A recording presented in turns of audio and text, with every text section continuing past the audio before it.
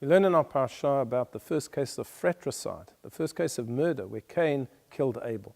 And the background is that these two brothers were involved in farming. Cain was involved with agriculture. Abel was involved with flock. And it happened one day that Abel brought an offering. He brought an offering. And Cain also brought an offering. In fact, Cain was the one to bring the offering first. And he brought some of his crops that he had harvested. And then Abel looked at that and he thought, well, that's a very good idea. I'm going to do the same thing. So he brought some of his flock, some of his sheep. He brought, in fact, the very finest ones. And he also brought an offering.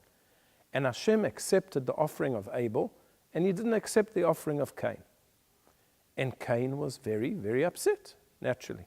So Hashem said to him, Cain, lama charalach? Why are you angry? Lama naflu panecha? Why is your face so long? Well, what are you so upset about? Now, let's try to analyze for a moment what Hashem was saying. What does that mean? Cain, why are you upset? We know why Cain is upset. Cain came up with this idea of bringing an offering to God. He was the first one to come up with it, and he did it first. And Abel saw him and copied his idea. And if that wasn't bad enough, Hashem only accepted the offering of Abel and not of Cain. So what do you mean, Hashem? Why am I angry? You know why I'm angry. I'm angry because I came up with this great idea. My brother copied me, and then you ignored me and you just accepted my brother. That's why I'm angry.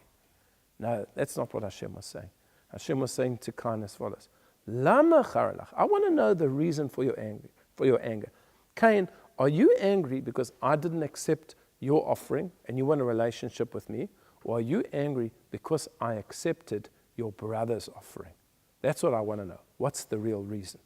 You see, very often when it comes to life, we get upset. But what are we getting upset? We're getting upset because we're jealous of what other people are doing. That's why we're upset. Not what we are capable of doing. So this can happen with children in class. One child gets an A for the test and the other child gets a B. So the second child is all upset. Well, why is he upset? Is he upset because he didn't reach his full potential or because his friend beat him? This is a question we have to continually ask ourselves. And we find this in Jewish law also. You know, a person comes to the rabbi, he asks a question about kashrut. He mixed up milk and meat and there was a dish involved. And the rabbi said to him, look, I'm very sorry. But, the item which you got mixed up, it's not kosher. There's no way to kosher it. And the guy says, well, look, it cost me 1,000 rand. Well, what could I do? That's the laws of kashrut. But then there's another situation where that exact same person is suing somebody in the Beit Din for 1,000 rand and he loses. What does he say? He doesn't say, well, the rabbi was absolutely right. He said, the rabbi must be on the other person's side. How could that happen? That's disgraceful. Well, he was just prepared to lose 1,000 rand in the kashrut law. Why is he not prepared to lose 1,000 rand in the civil law? The answer is that when it comes to the kashrut, there's no opponent. There's no second party. But when it comes to the court case, the civil case, there's another opponent. I can lose. There's nothing wrong with me losing. But if somebody else wins, that's not acceptable. And that's what Hashem was saying to Cain. Think very carefully now. Are you upset because somebody else won?